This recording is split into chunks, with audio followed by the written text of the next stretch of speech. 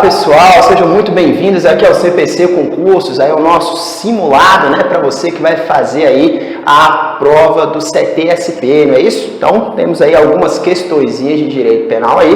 Eu sou o professor Marcos Guzmão e estou com vocês aqui a partir de agora para a gente poder aí fazer essas questões de direito penal, né, bater um papo um pouquinho sobre os aspectos teóricos envolvidos nessas questões aí e assim por diante, tá certo? Então, vem comigo aqui para a tela e vamos nessa. Olha lá, primeira das nossas questões aí. O conceito analítico de crime exige a realização de um comportamento humano. Um comportamento humano que pode ensejar interesse jurídico penal e responsabilização do agente que o desempenha.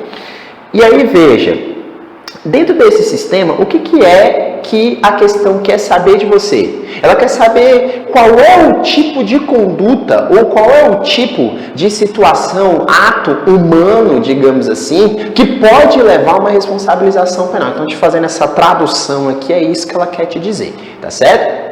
E quando ela falou da ideia do conceito analítico de crime, é aquele conceito que a gente conhece o mais comum, né? O fato típico, ilícito e culpável. Vamos fazer aqui a famosa árvore do crime aí, ou aqui um quadro da teoria tripartida de crime, que é pra gente ter isso em mente. Quer ver? Vem comigo aqui, ó. Então a gente tem a ideia do seguinte, no nosso conceito, né? Vamos colocar aqui, conceito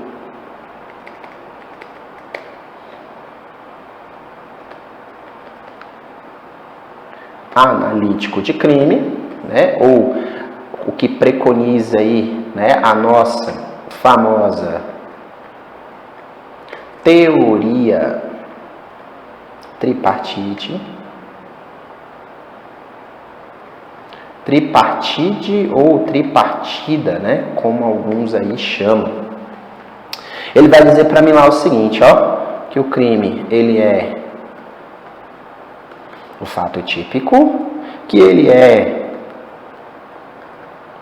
ilícito ou antijurídico,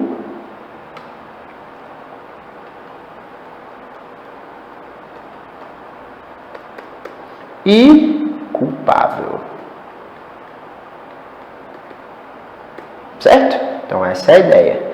E dentro da coluna aqui do fato típico eu vou encontrar a conduta, eu vou encontrar o famoso nexo causal, eu vou encontrar o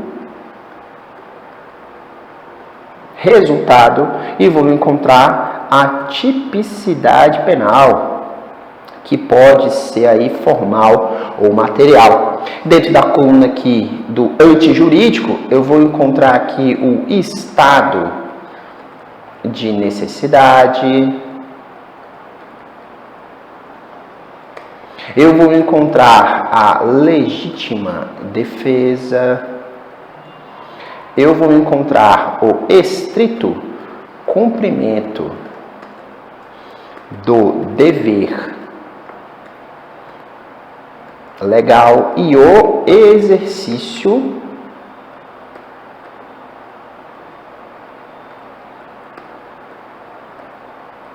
regular de direito.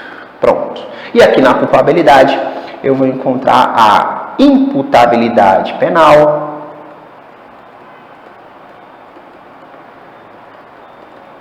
eu vou encontrar a potencial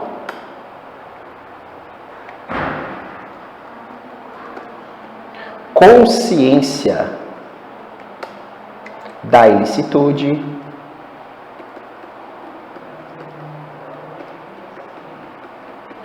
e eu vou encontrar a exigibilidade de conduta diversa. Ok. Então, esse daqui é o famoso quadro do crime aí, né? Digamos, ou a árvore do crime, como alguns chamam, tá? E aí, veja só. Eu vou puxar alguns pontos aqui, porque a resposta da questão que a gente está aí agora, ela vem daqui, ó. Que é a ideia da conduta.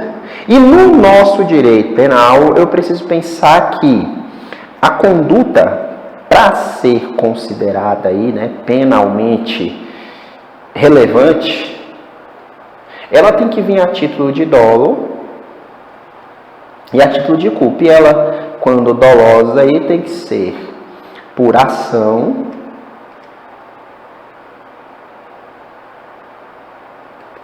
ou por omissão.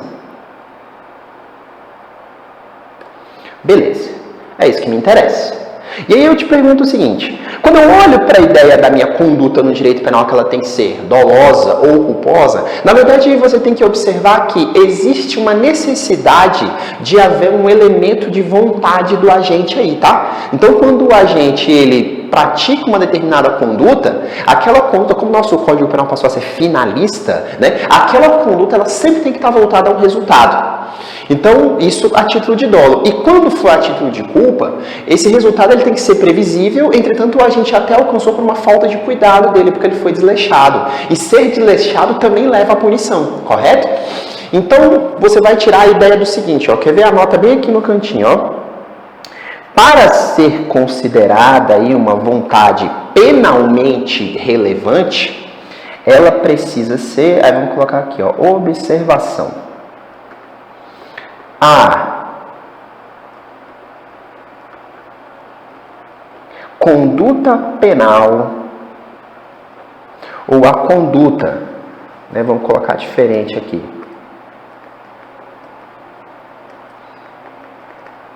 Para ter relevância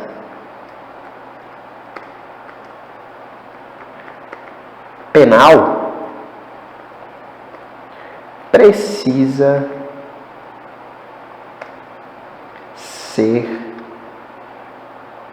livre e consciente.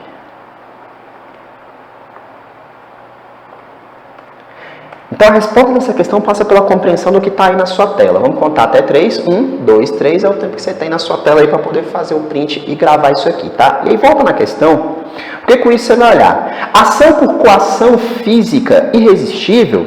A ação que é praticada por coação física irresistível, ela exclui a culpabilidade penal.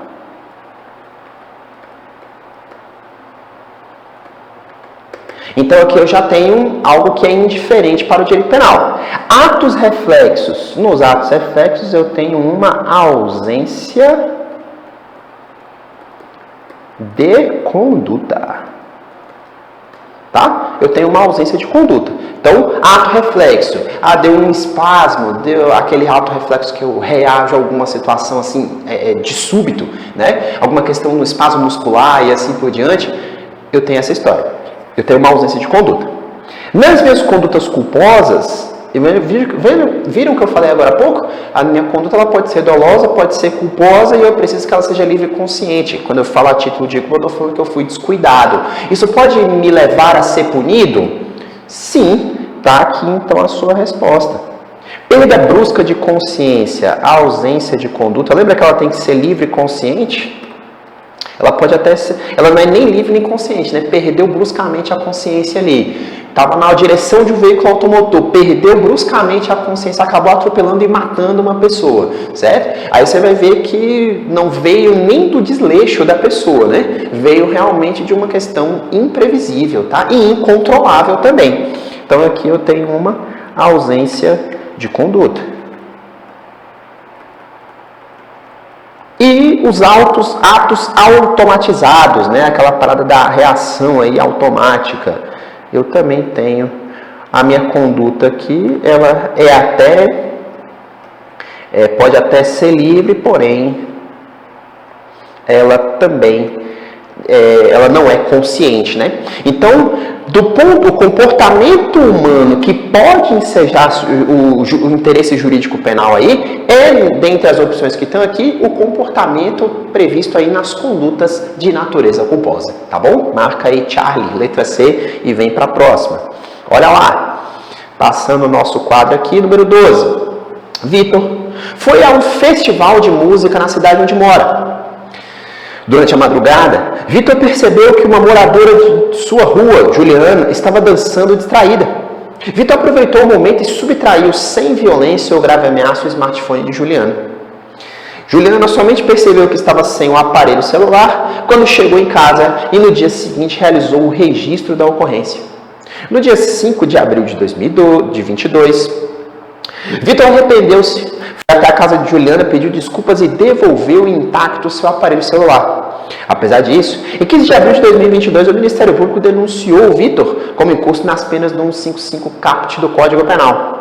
Na hipótese, é correto afirmar que houve arrependimento eficaz previsto no artigo 15, segunda parte do CP, tendo em vista que Vitor impediu a produção do resultado?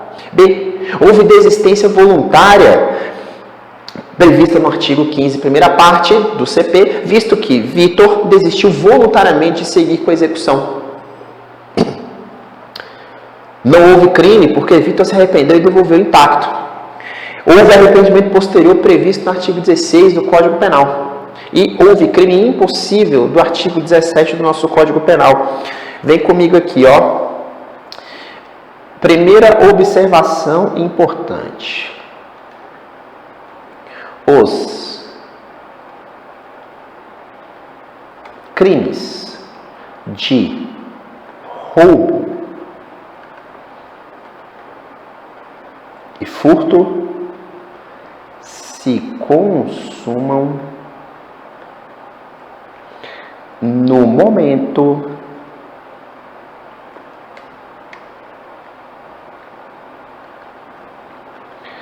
da inversão da posse. Aí vamos botar aqui, ó, teoria da Amócio, STJ. Então, na verdade, você tinha que meio que aliar dois conhecimentos aqui, tá? Você tinha que saber que hora que consuma o crime de roubo ou de furto é a hora que há a inversão da posse da vítima para o autor do delito. Essa hora consumou. Por mais que essa posse não seja mais pacífica, por mais que ele seja perseguido logo em seguida, por mais que ele permaneça por pouco tempo ali com a res furtiva, né, a coisa subtraída ali, ele vai ter consumado nessa hora em que há a inversão da posse, certo? E presta atenção no seguinte. Por que eu estou te falando isso? Porque daqui da questão você vai perceber o seguinte. Olha lá, ó, marca texto. Vitor aproveitou o momento e subtraiu sem violência ou grave ameaça o smartphone de Juliana. Pronto. Então aqui ele tem um crime de furto na modalidade consumada. E aí presta atenção. E a pergunta, só que aí o que rolou? Rolou nesse dia lá, o acontecimento dia 3, mas dia 5 ele se arrependeu e falou: Juliana, olha, toma aqui seu celular de volta e tudo mais, certo? Então já estava consumado. A questão quer saber de você se você conhece as diferenças entre desistência voluntária e arrependimento eficaz e o arrependimento posterior, tá? Para te explicar isso, você vai ver o seguinte aqui, ó. Eu vou montar um quadro aqui, chamado do quadro do Intercrimes. E o meu quadro do Intercrimes, ele vai mostrar lá para mim que as fases, né, que o agente percorre, desde o momento em que ele pensa em cometer a ação penal até o momento da consumação. Então lá, ó, eu tenho a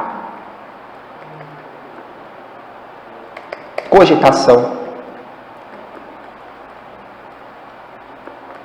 eu tenho a preparação, eu tenho a execução e eu tenho a consumação. E aí presta atenção no seguinte, quando a gente fala dessa ideia do intercrimes que está posta aqui, aí eu preciso só me lembrar e ter claramente na mente aí o seguinte: olha, dentro desse sistema que a gente observa aqui, o intercrimes, né, na cogitação o agente ele pensou, definiu qual a infração penal ele vai cometer, na preparação ele começa a reunir os elementos necessários para isso, na execução ele externa os primeiros atos então voltados ao resultado, correto? E aí na consumação ele encontra todos os elementos da definição legal do crime. Beleza.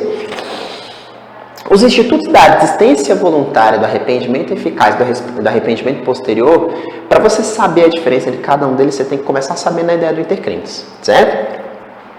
Então você já sabe. Isso por quê? Aí nós vamos colocar um a um aqui agora. Nós vamos começar pela... Vamos passar um traço aqui para ficar mais visível. E aí nós vamos lá para...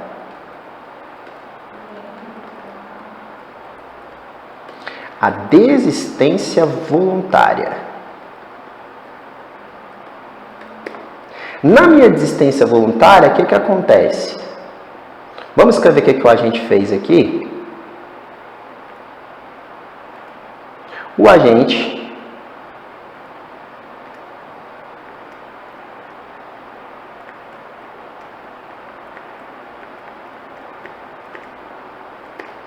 podia continuar, mas não quis. Então ele não alcançou o resultado porque ele não quis, tá? Ele iniciou ali a execução e, podendo dar continuidade a ela, ele falou, olha, sabe, acende a luz do alto, assim, ele fala, eu acho que eu vou parar com isso aqui. E ele abandona a execução aonde ela está e sai.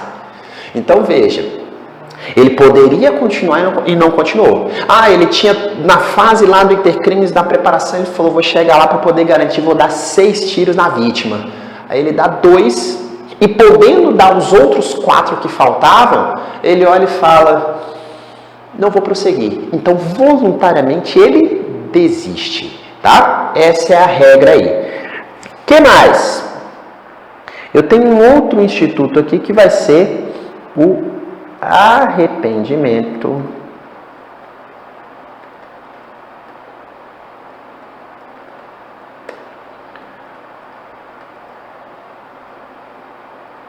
eficaz. E o que acontece no arrependimento eficaz? O agente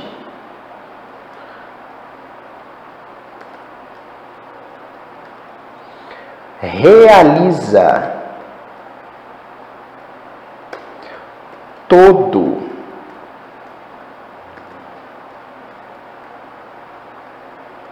o seu plano e então ele faz tudo o que podia fazer, certo? Porém,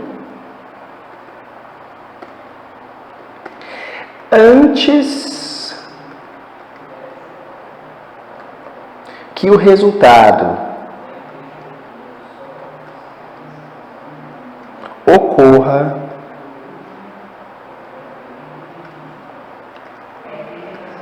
ele tenta impedir.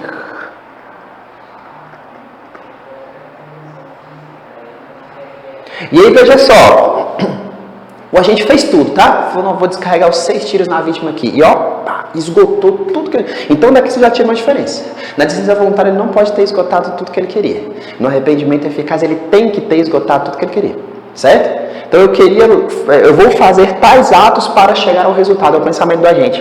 E aí ele pega e aí abre um buraco assim entre o momento do último ato dele e o momento do resultado. Abre um buraco assim, o quê? A luz divina acende de novo e ele olha e fala assim, nossa, que coisa que eu fiz aqui, deixa eu dar um jeito. E aí ele tenta o quê? Impedir o resultado. Então eu só me arrependo do que eu fiz, tá certo? Eu não desisto do que eu fiz, eu me arrependo do que eu fiz, então eu tenho que ter feito, tá? E por que o arrependimento eficaz é considerado ou chamado de arrependimento eficaz? Porque para conseguir ter esse benefício aqui, porque o benefício aqui não vai ser em nenhum dos dois, não vai ser o agente responder por tentativa, tá? Porque a raiz de vontade da tentativa é que o resultado não acontece por circunstância alheia à vontade do agente. Aqui aconteceu foi por causa da vontade dele. Então, arrependimento eficaz e desistência voluntária com o instituto da tentativa são óleo e água. Eles não se misturam, tá? Grava isso. E aí, veja bem, então aqui no arrependimento eficaz ele tem que conseguir evitar o resultado, porque se ele não conseguir evitar, ele responde pelo delito na forma consumada, tá? Essa é a ideia. E por fim, eu vou encontrar lá no artigo 16 o arrependimento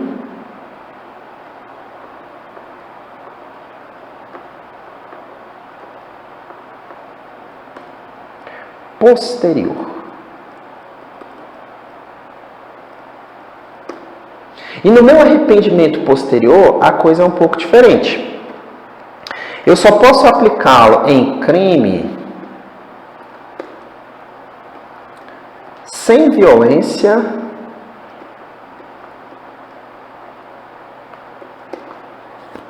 ou grave ameaça.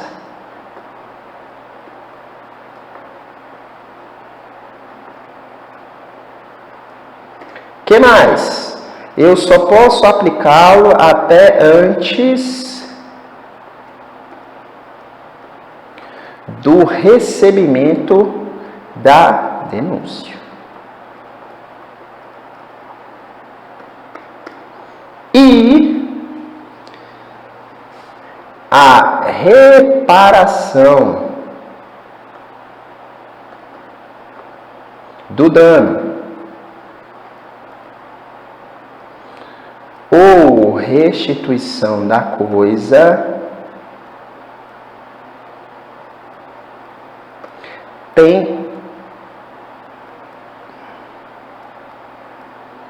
tem que ser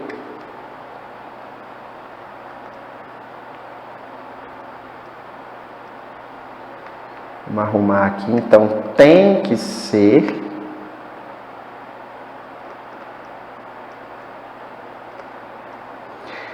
integrais. Vamos colocando aqui do lado aqui, ó.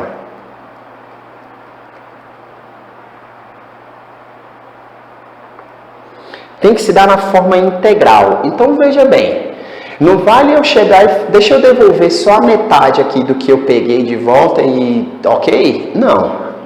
Ou deixa eu devolver a coisa, mas deixa eu devolver toda detonada? Não.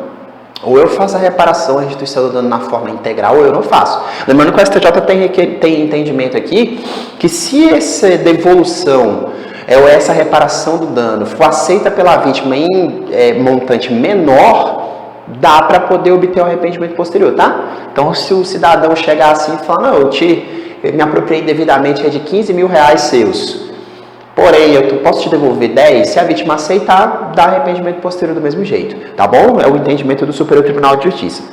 Então, com esse entendimento aqui, você vai observar o seguinte, bom, a situação aqui tratava de crime cometido aí sem a violência ou grave ameaça. Era a situação que eu tinha. Então, é a primeira ideia. Olha lá, ó. Aí vamos puxar aqui para ir tirando os detalhes da questão. Então, crime, ó, sem, né? Violência ou grave ameaça. Certo? O fato aconteceu, né? O furto aconteceu dia 3 de abril, mas 2 dias depois, o cidadão foi lá, ó, arrependeu-se, né? E devolveu intacto o aparelho celular. Porém, o MP pegou e tocou para frente aí, ó. Ele vai responder a ação penal? Ele vai, tá? Lembrando que ele responde pelo que até então ele praticou. Então, a gente, como se a gente, o crime dele foi de furto, tá? Mas aqui no caso do arrependimento posterior, eu tenho uma causa redutora de pena. Ele responderá pelo crime, porém com a pena reduzida, tá? E aqui é caso de arrependimento posterior mesmo, tá? Redução da pena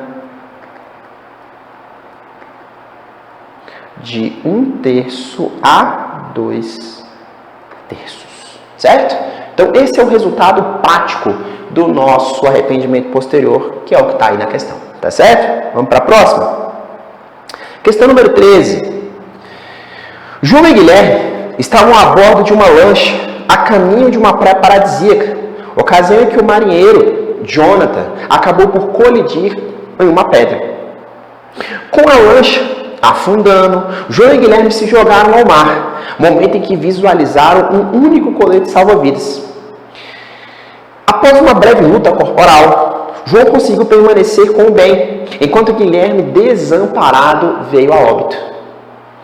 Nesse cenário, considerando as disposições do Código Penal, João atuou sob o manto do exercício regular de direito, que é uma causa de exclusão da culpabilidade, inexigibilidade de conduta diversa, que é causa de exclusão da culpabilidade, legítima defesa, que é causa de exclusão da culpabilidade, Estado de necessidade, que é causa de justificação.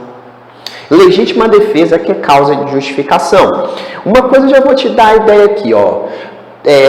Por alguns detalhes você já consegue matar algumas das questões, certo? A questão aqui falava claramente do famoso estado de necessidade. Então, estado de necessidade. Daqui a pouco a gente vai ver os requisitos para ele, tá? Então, estado de necessidade. E aí, veja bem, quando eu falo de estado de necessidade é uma das excluências da ilicitude. Então, todas essas que estão escritas em exclusão da culpabilidade, ó, já não são, certo? Aqui, ó. Tudo que está escrito na culpabilidade não é. Então, não é essa, não é essa. Porque ele botou um excludente da ilicitude e disse que era uma excludente da culpabilidade. Já está errado só por aí. Daí você já tira essas duas. A inexigibilidade de conduta adversa realmente é uma causa de exclusão da culpabilidade. Só que a inexigibilidade de conduta adversa, ela só ocorre por obediência hierárquica ou por coação física e coação moral irresistível, tá certo? De acordo lá com o artigo 22 do nosso Código Penal. Então também já não era essa. Sobre o estado de necessidade ou legítima defesa. E aí, qual que é? Vamos só colocar aqui os requisitos de um e de outro. Aí eu vou colocar aqui primeiro, ó. O estado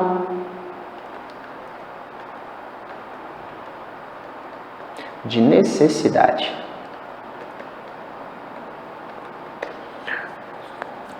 A previsão do nosso estado de necessidade está lá no artigo 24 do nosso Código Penal. E falar em estado de necessidade, ele vem, quais são os requisitos? 1. Perigo atual. E o perigo atual aqui, ele pode ser qualquer coisa proveniente do que a gente chama de caso fortuito ou de força maior, tá? Então, na verdade, é como se fosse um evento imprevisível. Foi um incêndio, foi um naufrágio, como foi o caso aí, tá? O que mais? O sacrifício tem que ser a única opção. Certo? Então, o sacrifício tem que ser a única opção. Ou seja, deixa eu explicar o que é isso aqui. Quando a gente fala de estado de necessidade, a gente está falando de dois bens jurídicos que, se eu não sacrificar um, os dois vão sucumbir. Os dois vão se dar mal. Os dois vão deixar de existir. Correto? Então, é aquela história. É como se um morresse ou eu sacrificasse um dos bens jurídicos para eu poder salvaguardar outro. E aí a ideia é a seguinte, duas coisas eu preciso observar aqui. Primeiro, que para o agente agir em estado de necessidade, ele tem que estar consciente que ele está diante de um perigo atual e que ele está agindo em estado de necessidade. Não pode ser aquela ideia que eu estou agindo aqui, não sei nem o que eu estou fazendo. Então ele tem que estar consciente que está diante de um estado de necessidade, primeira coisa. E segundo, eu preciso que haja proporcionalidade entre os bens jurídicos penalmente tutelados. O que eu quero dizer em relação a isso? Quer dizer que eu não posso sacrificar a vida para o patrimônio permanecer. Quando eu tiver vida e vida, vai ter que ser uma das vidas mesmo, né? Mas quando eu tiver vida e patrimônio, não dá para eu sacrificar a vida para o patrimônio ficar, né? Para o patrimônio subsistir aí. Isso porque a vida é um tipo A vida é um tipo de bem jurídico que tem um valor maior do que o patrimônio, correto? Então, sendo dessa maneira aí, já pensou? Eu vou sacrificar a vida para permanecer o patrimônio? Tem uma desproporcionalidade nisso e isso não pode ser aceito. Então, o sacrifício como única opção é ou ele ou ele. Mas aí tem que ser vida com vida, patrimônio com patrimônio e assim por diante. Não pode ser sacrificar a vida para permanecer o patrimônio, certo? E tem que ser aquele jeito que, assim, que a última opção, ou eu sacrifico ou os dois vão se dar mal. Então eu sacrifico um. Essa é a ideia do sacrifício como única opção. O que mais? O agente não ter provocado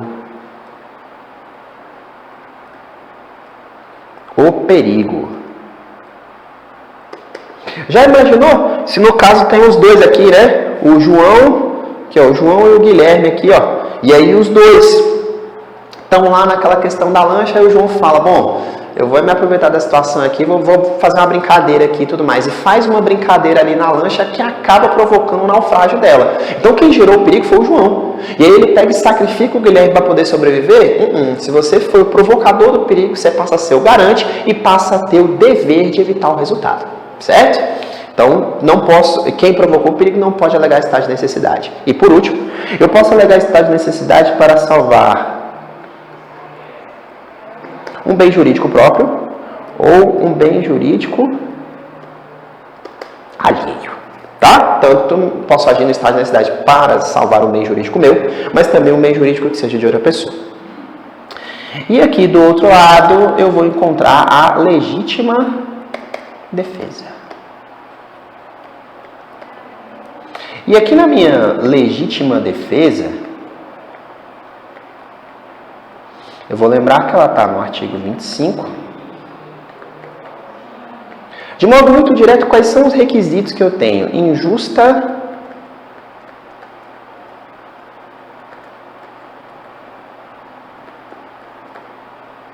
agressão. E a injusta agressão, lembre-se, ela tem que ser sempre proveniente de uma ação humana, tá? Ah, mas espera aí, foi um cachorro que me atacou. Mas se esse cachorro tivesse sido instigado pelo dono dele, o cachorro foi só um instrumento da ação humana, da legítima defesa também, tá? Presta atenção nisso, que isso, inclusive, é o tipo de questão que é comum em concurso.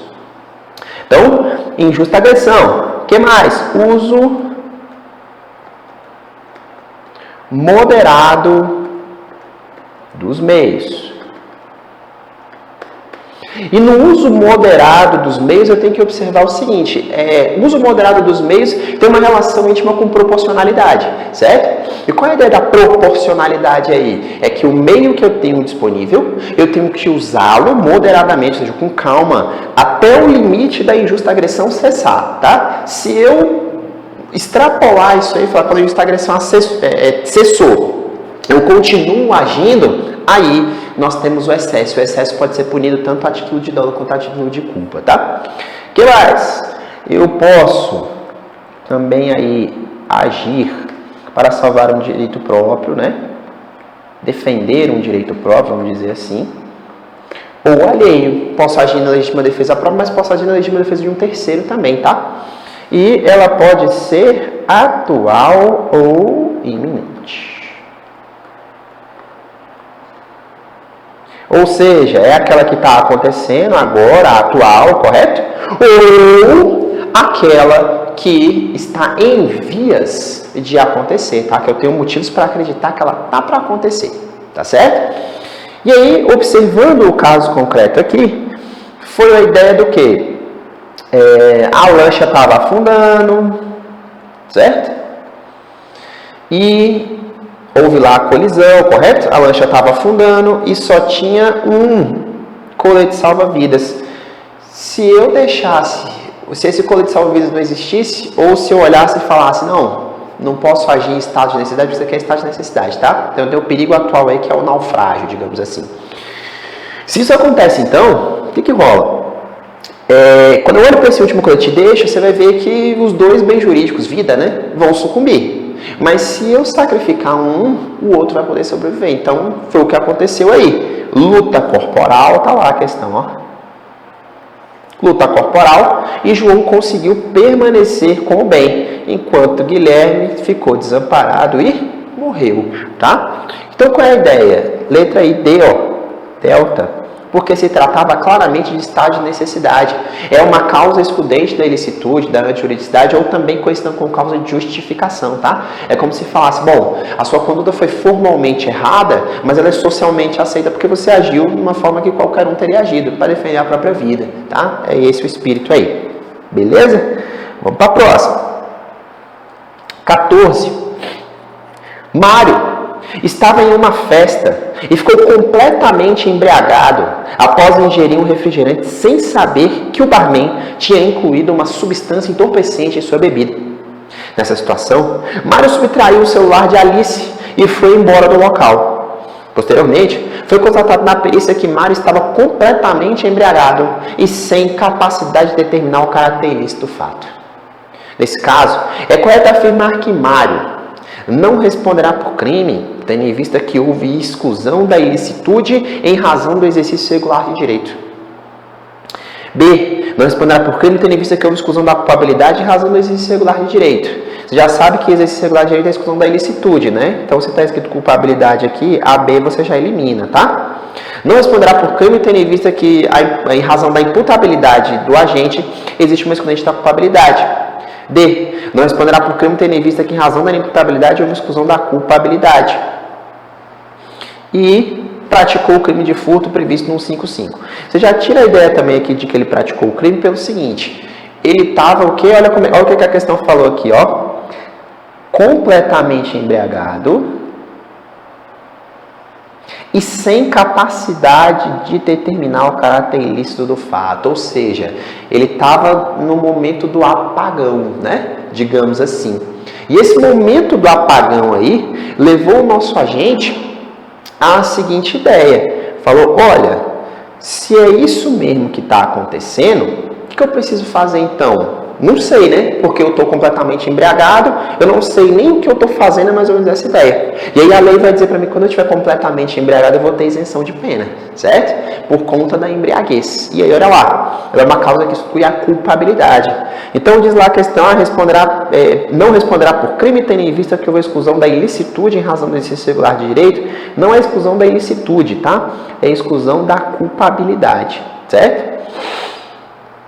Olha a letra C. Não responderá por crime, tendo em vista que, em razão da imputabilidade do agente, existe uma exclusão da culpabilidade. Essa questão fica parecida uma com a outra, né? Só você observar que aqui eu tenho imputabilidade e aqui eu tenho inimputabilidade. Certo? A inimputabilidade é o contrário da imputabilidade. O que eu quero dizer em relação a isso? É que quando eu falo de imputabilidade penal, eu estou dizendo que o agente, então, ele tinha condição de determinar o caráter ilícito do fato. Mas quando eu falo da inimputabilidade, é só português, ó. Depois vocês vejam as aulas dos professores de português aí, vocês vão notar isso aqui, ó. Porque esse in bem aqui é um prefixo de negação. Então quer dizer, olha lá, ó, in, né? In, só o in aqui. O in é um prefixo de negação. Ele sendo um prefixo de negação quer dizer que ele não tem imputabilidade penal. E aqui se tratava realmente em dividir se tinha ou não tinha imputabilidade penal. E em razão da embriaguez dele ter acontecido de forma completa, em que ele perdeu totalmente a capacidade de discernir, eu tenho uma causa de exclusão da culpabilidade, que é a inimputabilidade, tá? Deixa eu te dar o bizu aqui, ó. Quando a gente fala de imputabilidade penal,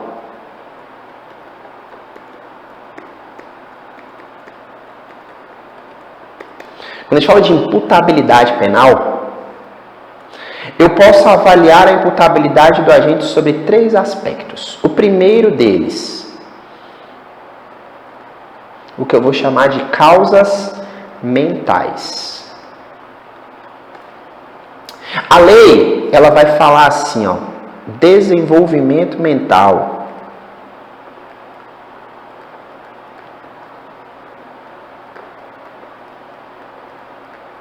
Desenvolvimento mental retardado ou incompleto.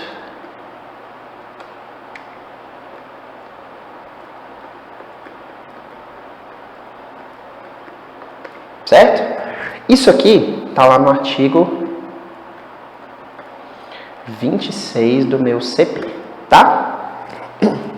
Então, causas mentais, ou desenvolvimento mental retardado ou incompleto, em outras palavras, o caboclo era doido, tá? Por conta de alguma coisa que estava na cabeça dele, ele não conseguiu discernir o certo do errado. Perfeito? Se ele perder totalmente a capacidade de discernir, porque era doido, isenção de pena. Se ele perder parcialmente, redução de pena, tá? Que vai variar de 1/3 a 2/3. O que mais? A imputabilidade do agente, ela também é avaliada sobre o prisma da idade. E a idade, a regra dela está lá no 27 do nosso CP, tá? E veja bem, Por que a idade? Porque só é imputável penalmente no Brasil atualmente aquele que tem mais de 18 anos, certo? Quem tem mais de 18 anos aí é imputável penalmente. Quem não tem, não será imputável penalmente, tá? Então, a imputabilidade ela é analisada pelo ponto de vista da cabeça do cidadão, se estava boa mesmo para ele saber discernir, sob o ponto de vista da idade e sob o ponto de vista da embriaguez.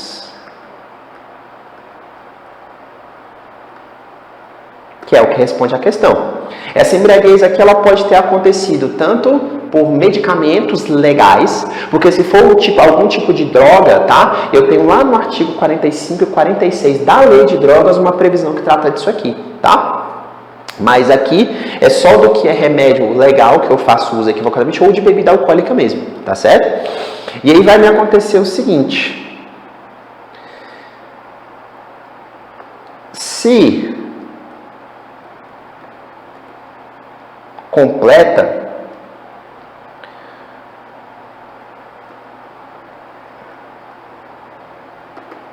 isenção de pena. E se parcial, redução de pena. Isso aqui está no artigo 28, nos parágrafos 1º e 2º. Então, lá que ele fala daquele que está embriagado. Artigo 28, parágrafos 1º e 2º do Código Penal. É o que fala sobre a idade da embriaguez. Qual foi o esquema aqui? Porque o cidadão estava completamente embriagado e sem capacidade de determinar o caráter ilícito do fato. Logo, houve aí a inimputabilidade, a exclusão da culpabilidade. Veja aqui, professor, por que aqui não está? É só para você entender o seguinte. Se ele tinha imputabilidade, a culpabilidade não pode ser excluída, tá? Mas se ele não tinha imputabilidade, é que ela pode ser excluída. E por isso que eu coloquei o prefixo de negação aqui, ó, para você observar que é a inimputabilidade, então. Se o cidadão é inimputável, então ele vai ser levado à exclusão da culpabilidade, tá certo? Esse é o espírito. Marca aí letra D, delta, e vamos para a próxima. Número 15. Aqui a gente já adentrando um pouquinho a parte dos crimes em espécie, tá? Você vê que o seu edital ele vai constar com a parte relacionada aos crimes contra a pessoa. Lá dentro a gente tem os crimes contra a vida, os crimes de lesões corporais, peregrinação da vida e da saúde, situações relacionadas ao sigilo das correspondências, crimes contra a honra, tá certo? E aí você vai observar aqui o seguinte, olha lá. O primeiro deles, o homicídio, que é o mais comum de cair em provas de concurso, tá? O homicídio é considerado qualificado se é cometido nas situações, à exceção de uma. Então ele está falando aqui que das 5, tem uma que não é motivo que qualifica um homicídio, tá certo? E aí olha só para você saber, vamos colocar aqui, formas qualificadas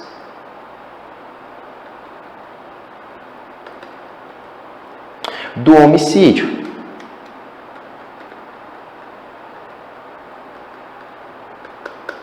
Você vai descobrir para mim o seguinte, professor, está no artigo 121, no parágrafo 2º do nosso Código Penal. E deixa eu só te dar um bizu aqui, ó. Se você quer saber o que é uma forma qualificada do meu homicídio, aí você vai saber o seguinte, que forma qualificada, quer ver bem para mim aqui, ó. Quando eu falar de forma qualificada, ele quer dizer para mim que, como é que eu identifico uma qualificadora? Qualificadoras são todas aquelas circunstâncias que vão provocar uma modificação do patamar mínimo e máximo da pena, tá? Então, no caso do homicídio aí, as formas qualificadas, a forma simples é 6 a 20, mas se acontecer uma das situações que está no parágrafo 2º, ela passa a ser de 12 a 30. Então, isso aqui é a forma qualificada, altera o patamar mínimo e máximo de pena. As causas de aumento e diminuição, elas vão estar previstas aí de acordo com frações ou de fatores multiplicadores. Então vai ser causa de aumento, vai ser causa de diminuição quando aparecer lá, reduz de 1/3, aumenta de 1/6, reduz 2/3, aumenta 2/3, aumenta até o triplo, tá vendo o fator multiplicador? Triplo, dobro, metade. que o Código Penal tem várias dessas previsões. Então, se isso acontecer, você vai observar para mim que está diante de uma causa de diminuição. E as agravantes e as atenuantes? Não existe fator matemático e numérico delas para o Código. Fica definido a cargo do que o juiz compreende. Tá certo? Então, grava essa daí para você saber diferenciar comigo aí. E as formas, então, qualificadas do homicídio, eu vou encontrar lá o seguinte. Eu vou encontrar a paga, a promessa de recompensa ou outro motivo torpe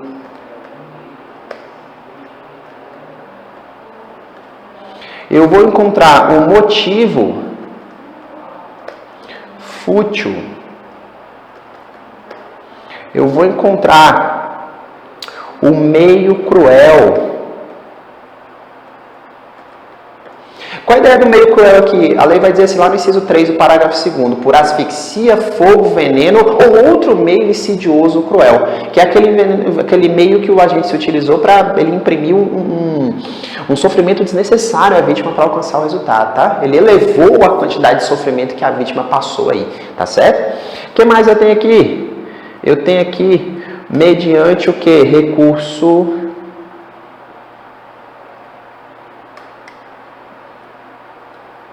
Então, vamos colocar aqui, recurso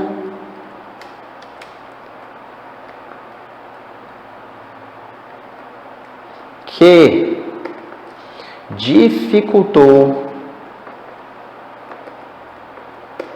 ou impossibilitou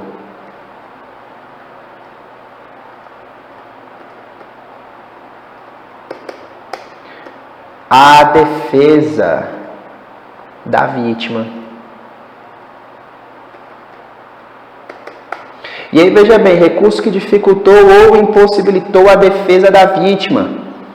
A lei vai falar assim, ó, mediante traição, emboscada ou por outro meio ou recurso que dificultou ou impossibilitou a defesa da vítima. A vítima foi pega de surpresa, tá? E ela só não teve condição de esboçar a reação porque ela foi pega de surpresa, tá? O que mais? Lá no inciso 5 eu tenho o chamado homicídio teleológico.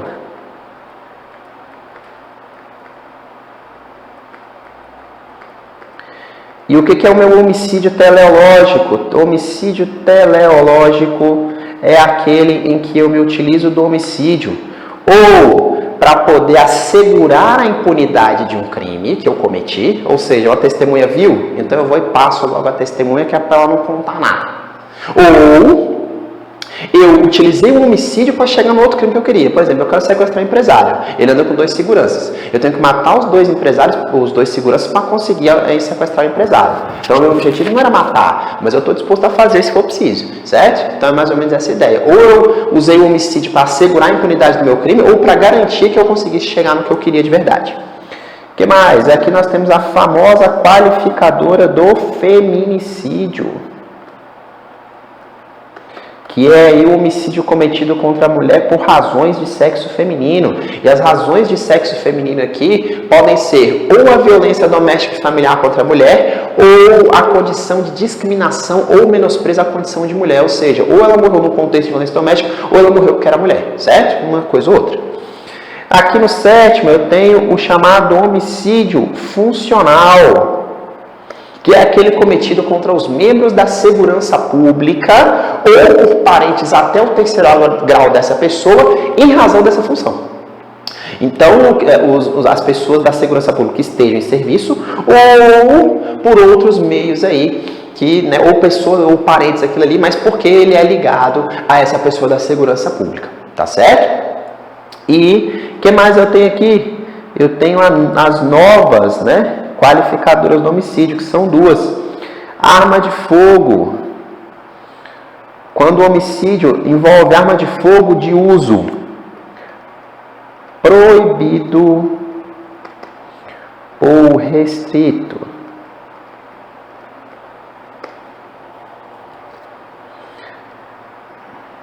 E a última, que é quando o agente é pai, mãe, vamos colocar entre aspas aqui, relação de autoridade. Então veja, eu coloquei entre aspas por quê? Porque não é exatamente isso aqui, tá? Mas é só para você perceber que quando o agente ele é pai, mãe, madrasta, padrasto, tutor, certo? Representante legal e assim por diante. Então você vai ver que aqui eu tenho um resumo aí das qualificadoras do homicídio. E aí eu vou perceber aqui na questão que, mediante paga, promessa de recompensa, você viu que ela é paga, promessa de recompensa, um motivo torpe. Por motivo grave, hora nenhuma, e tá aqui ela, ó, a exceção de uma, que ela quer saber, a que não é. Com emprego de veneno, asfixia, tortura, a gente já viu que é meio cruel. A traição emboscada, que é o recurso que dificulta a defesa da vítima, ou para assegurar a ocultação ou outro crime, que a gente já viu também. Então, sobre o motivo grave, porque o motivo ou ele é fútil ou ele é torpe, não tem motivo grave nas formas qualificadas do homicídio, tá? Conhecer aí, questão que queria saber unicamente da letra da lei, tá? Questões de concurso, 60% a 70%, elas amam saber a letra da lei, tá certo? Então conheça bem, 60% a 70% das questões da sua prova serão a letra da lei, a letra crua da lei, do jeito que ela está escrito lá. E foi o que a questão quis te cobrar aqui, tá bom?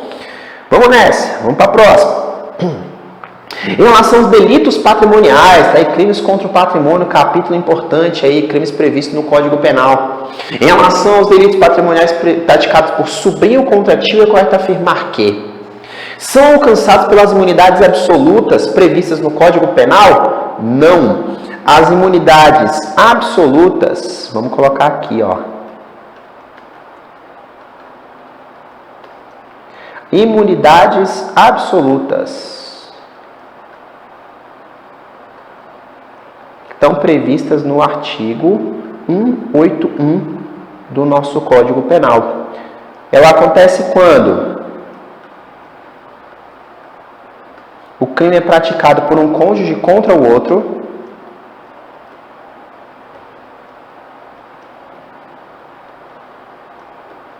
na constância do casamento.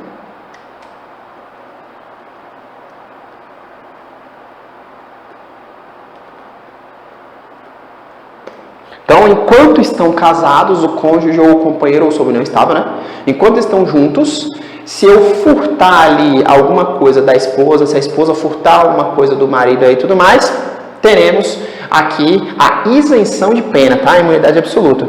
Ou se esse crime for praticado contra ascendente ou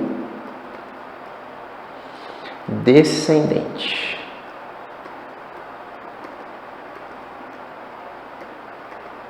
Também haverá isenção de pena. Aí vem a imunidade relativa. Está no artigo 182 do Código Penal. E o que ele vai dizer para mim? Que é quando houver, quando esse cônjuge ou esses companheiros aí forem separados, quando tiver ocorrido a separação entre eles, né? Já depois, né, de separados aí, contra o irmão legítimo ou ilegítimo, que é aquele por parentesco, por adoção e tudo mais, e o tio, ou entre o tio e o sobrinho, que desde que coabitem, ou desde que morem juntos, tá?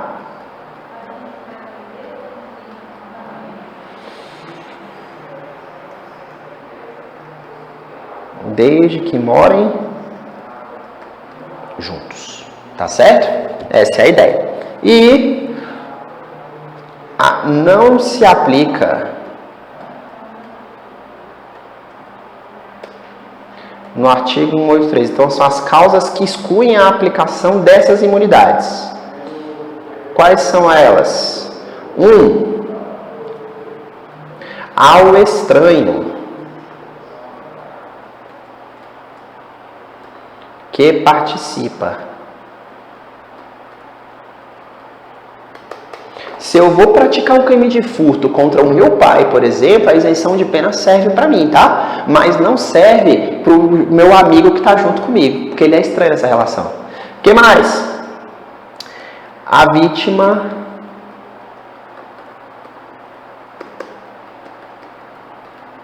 tiver mais de 60 anos. E quando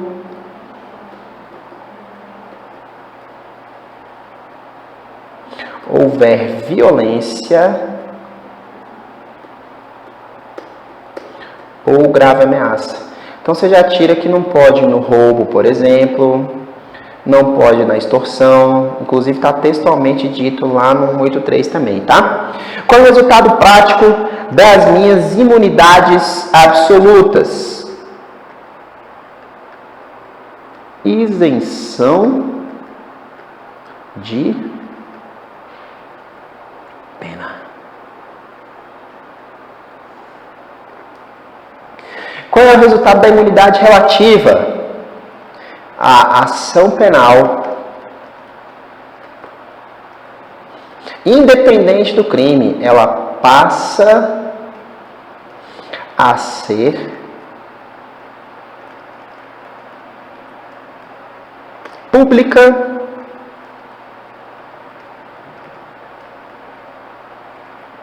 condicionada à representação do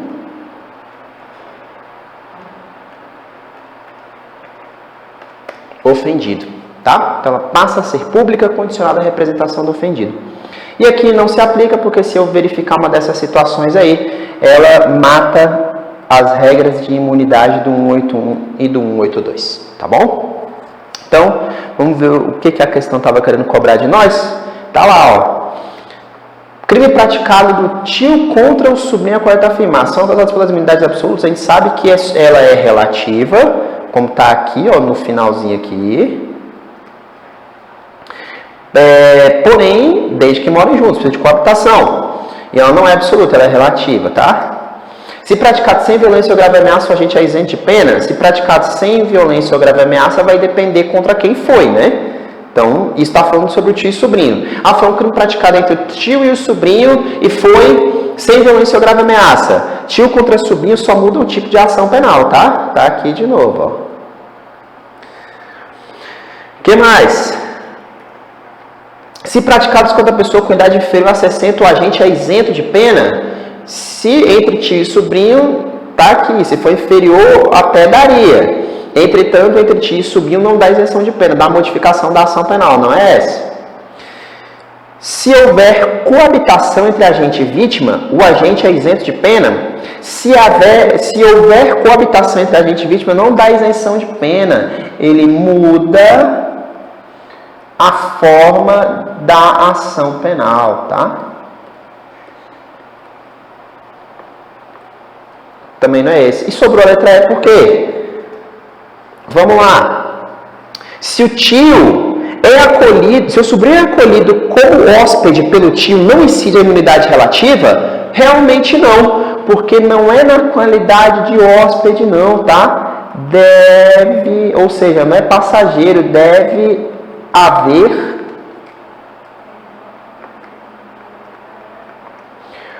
coabitação. Tá? Deve haver coabitação. Então tá aí. Se ele for acolhido somente na qualidade de hóspede, não tem a incidência da imunidade relativa. Tá bom? Próxima.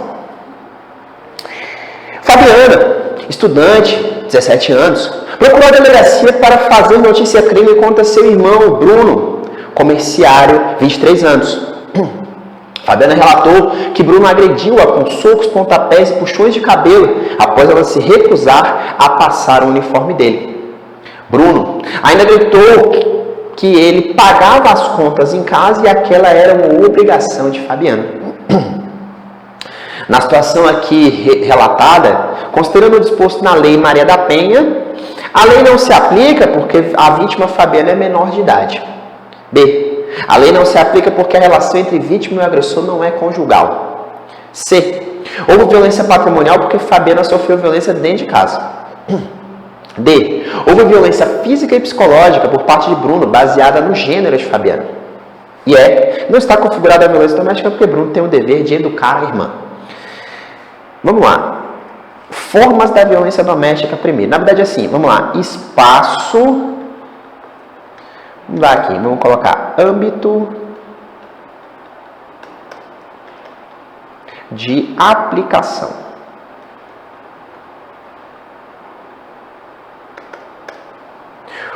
Ou seja, quando é que estará ou quando é que incidirá a Lei Maria da Penha? Aí ela diz lá, ó. No artigo 5º da nossa Lei Maria da Penha. Quando houver a chamada unidade doméstica.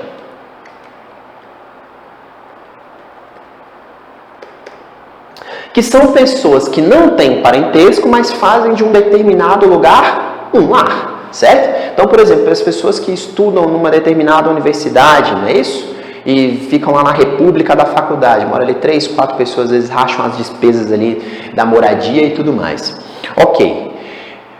Para essas pessoas que estão ali dentro, para essas pessoas que estão incidindo ali naquela situação, eles não têm parentesco, mas eles fizeram daquilo ali um lar. E qualquer que seja a vítima que tenha a identidade do gênero feminino, porque veja que a Lei Maria da Penha, segundo o STJ, não se aplica só a quem é biologicamente mulher, tá? Ela se aplica a quem é aí, que tem a identificação com o gênero feminino. Por isso existe a aplicação até para trans de identificação do gênero feminino. É o que entende o Superior Tribunal de Justiça.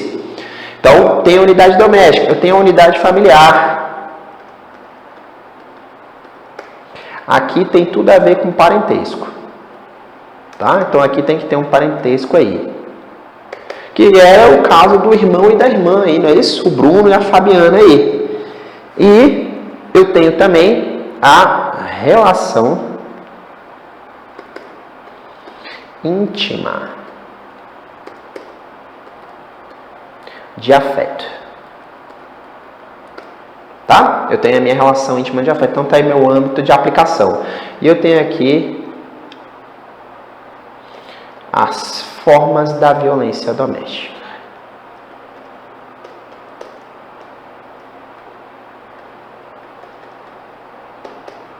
As formas da violência doméstica estão previstas lá no artigo 7º da minha Lei Maria da Penha. E aí ela vai dizer lá para mim o quê? Eu tenho a violência física, tenho a violência patrimonial, eu tenho a violência psicológica, eu tenho a violência sexual, e eu tenho a violência moral, que é quando constitui aí a calúnia, a injúria ou a difamação. E aí veja só, o que aconteceu lá? Fabiana relatou que Bruno agrediu-a com socos, pontapés e puxões de cabelo. Isso aqui é a violência física.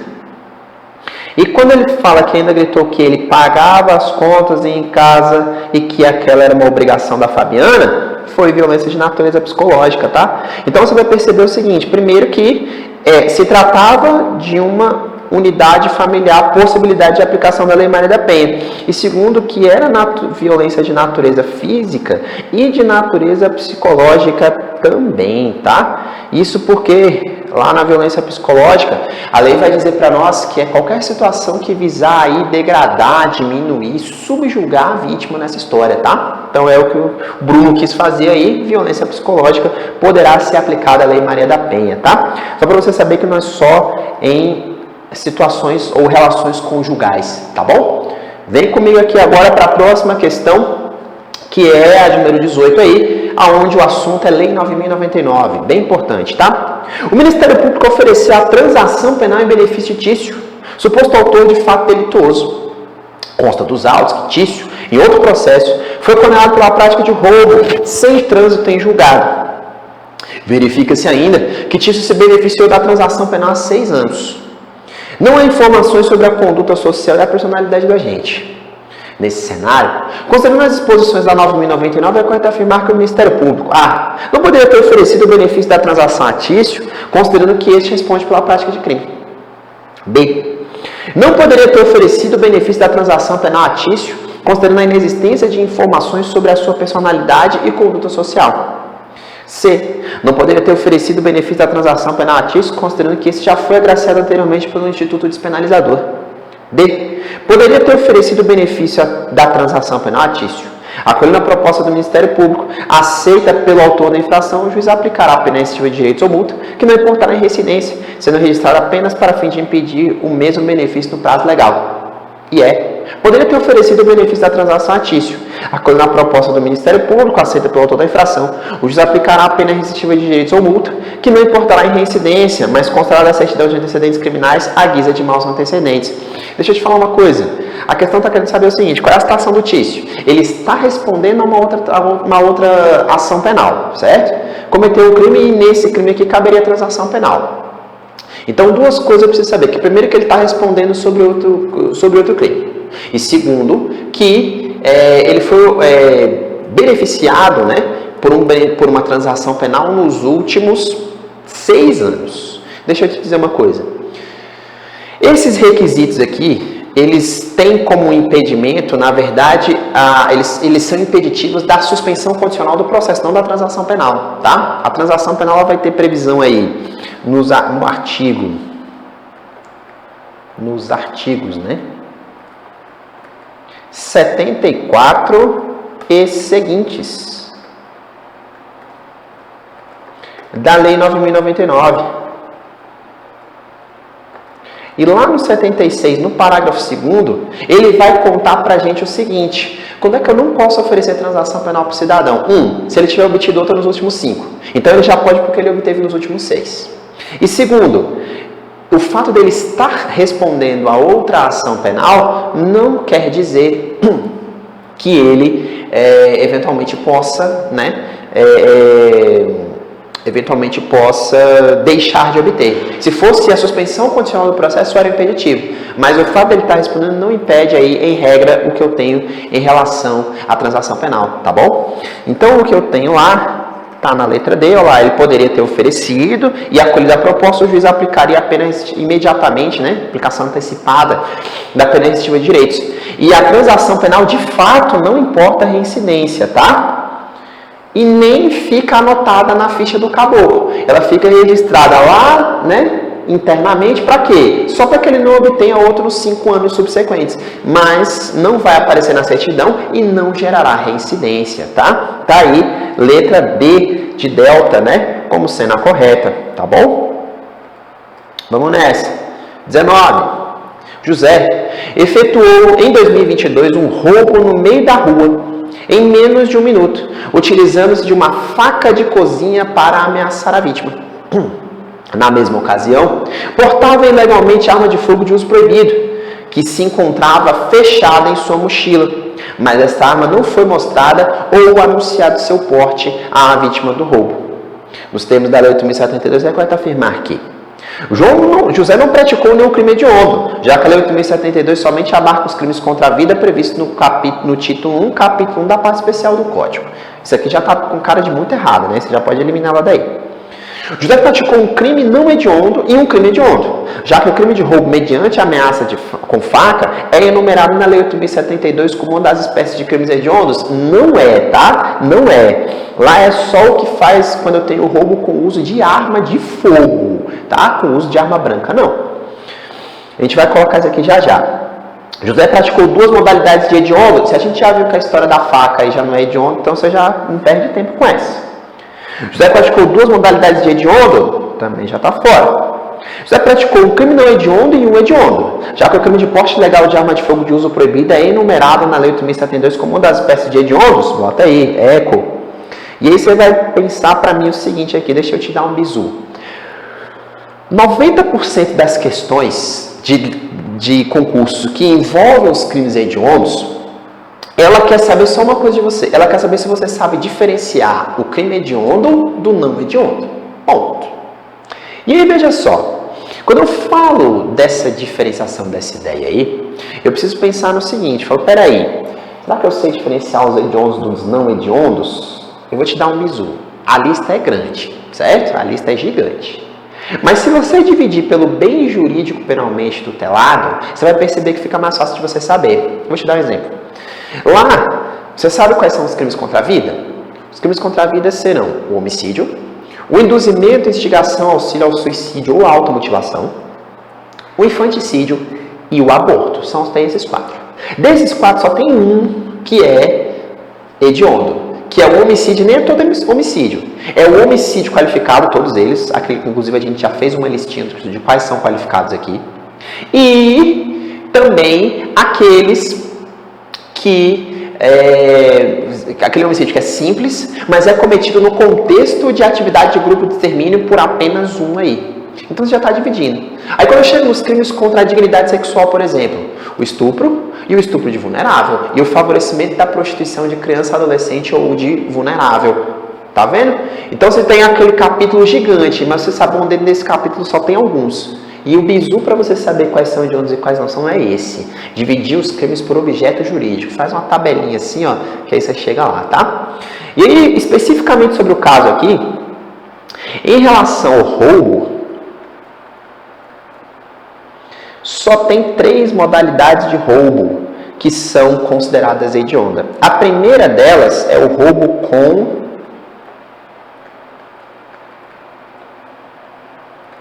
restrição da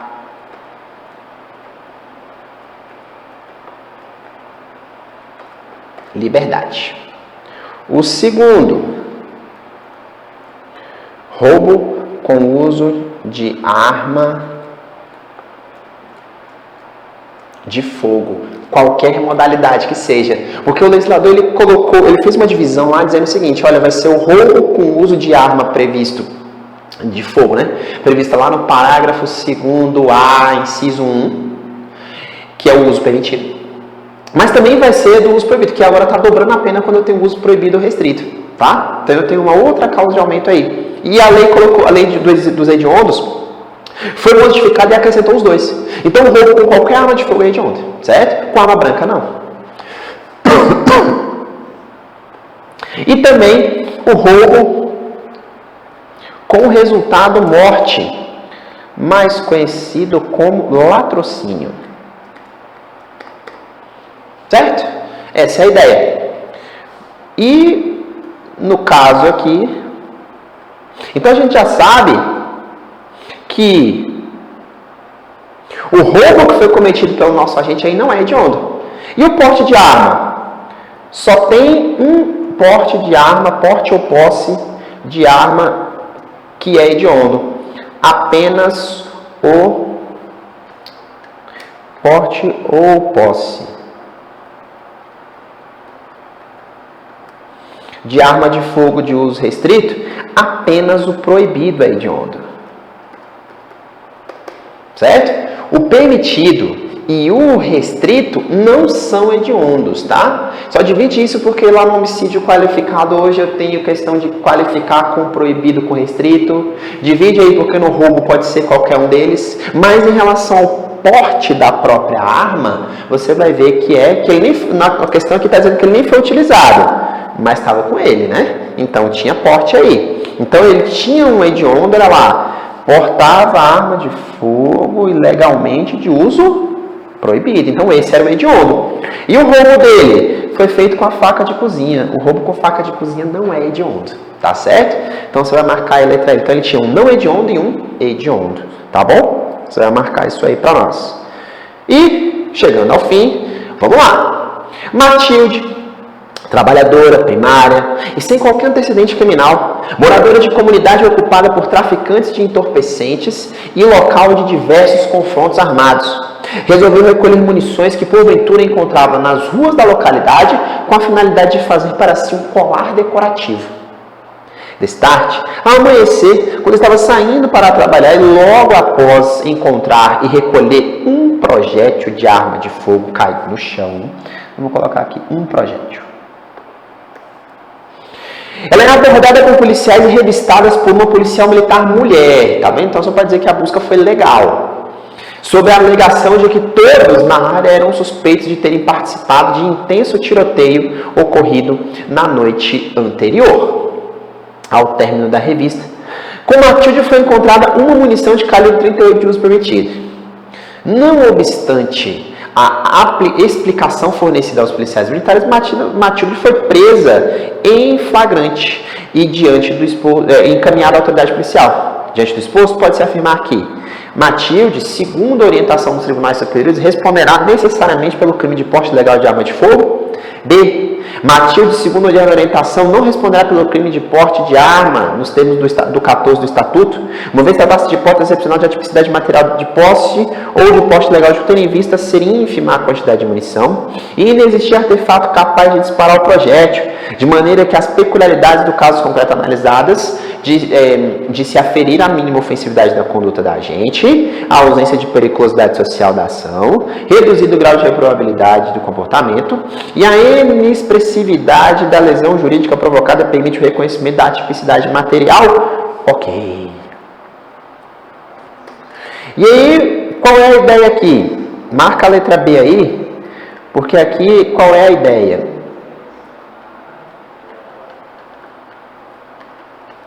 Entendimento ou jurisprudência, né, do STF.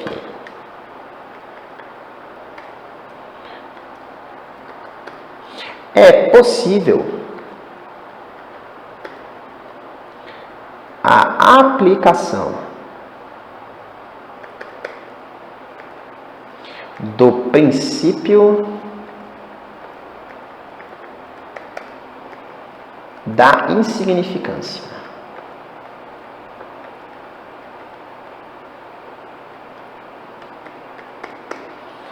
Aí vamos colocar aqui, ó, exclui a tipicidade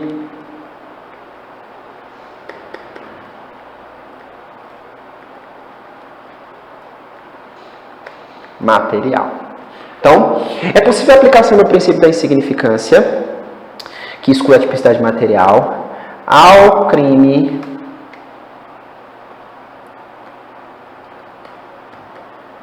de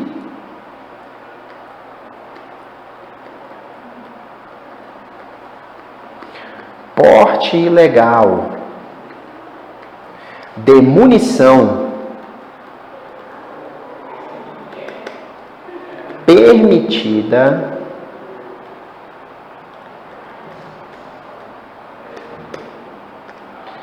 desde que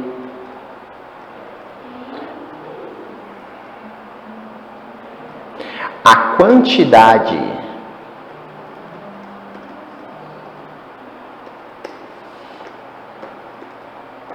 seja ínfima.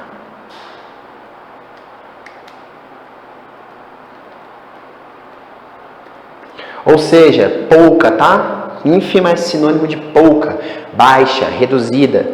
Então, deixa que a quantidade seja pequena e esteja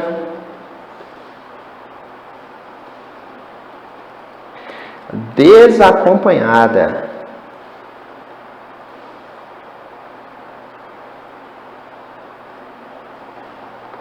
de qualquer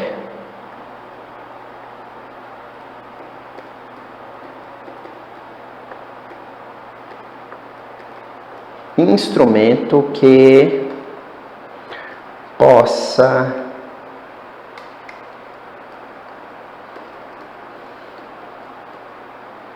provocar disparo. E aí eu vou colocar aqui, bem como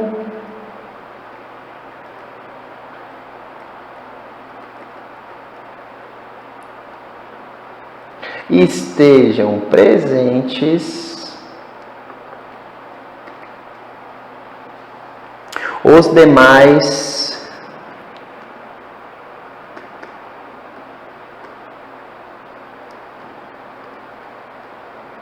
requisitos para a aplicação do princípio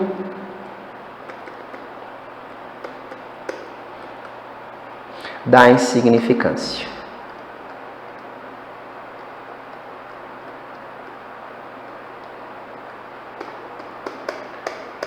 Então, veja só, o que o Supremo Tribunal Federal entende? Quando a gente fala de posse, e aí só nos de uso permitido, tá? Posse de munição, porque o crime de porte ilegal de arma, ele se dá pela posse da munição, pela posse da própria arma e pela posse de acessórios, tá? Por exemplo, um carregador de pistola ainda que vazio, tá? E aí, veja bem, então falei de pouca quantidade de munição. Uma, duas, pouca quantidade. O STF não estabeleceu um critério, não o que é quanto, mas depende do contexto. Então, uma, duas, às vezes 5 munições. Não é quando eu já estou com 10, com 15, eu estou fazendo um carregamento, né? Não, a ideia é eu estar com uma quantidade baixa, uma quantidade ínfima, né? Perdão. Pouca quantidade. E aí eu estou ali com uma, às vezes 2 munições ali de uso permitido, tá? Porque no uso proibido e nem no uso restrito são possíveis, tá certo? Só no uso permitido. Então, estou com uma munição de calibre permitido. E não estou com nada que seja apto para disparar. Nenhuma caneta que dispara, nenhuma arma propriamente dita. Não estou com nada que dispara. Nada, nenhum tipo de mecanismo. Então, junto, estar sem nada que provoca o disparo. Estar com pouca quantidade e observar os demais requisitos do princípio da insignificância. Os demais requisitos do princípio da insignificância eu vou marcar para você aqui quais são. Ó. Estão bem aqui na questão. Mínima ofensividade da conduta do agente, ausência de periculosidade social da ação, reduzido grau de reprovabilidade do comportamento e a inexpressividade da lesão jurídica.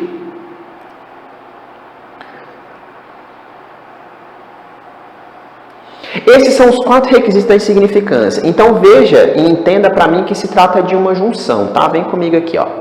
Se trata de uma junção, eu tenho que juntar a pouca quantidade e o fato de estar desacompanhado de qualquer mecanismo que possa provocar um disparo, bem como eu também tenho que observar os 4 requisitos da insignificância. Esse é um entendimento dos tribunais superiores sobre o tema, tá? E aí você vai entender, tá na letra B, né? Bravo, marcada aí para nós, que foi o que aconteceu. Então a Matilde, ela não responderá pelo crime de porte ilegal de arma de fogo de uso permitido, porque aplica insignificância e de fato a insignificância ela exclui a tipicidade material do crime, tá certo? Então nessa 20 aí, marca aí a nossa questão B de bravo, tá certo? Então, chegamos ao final dessa nossa jornada aí, corrigindo essas questões aí. Espero que os senhores tenham aprendido um pouquinho aí, chegado até um entendimento melhor sobre direito penal e contem sempre conosco aqui no CPC Concursos até chegar na sua aprovação, tá bom? Então, até a próxima. Tchau!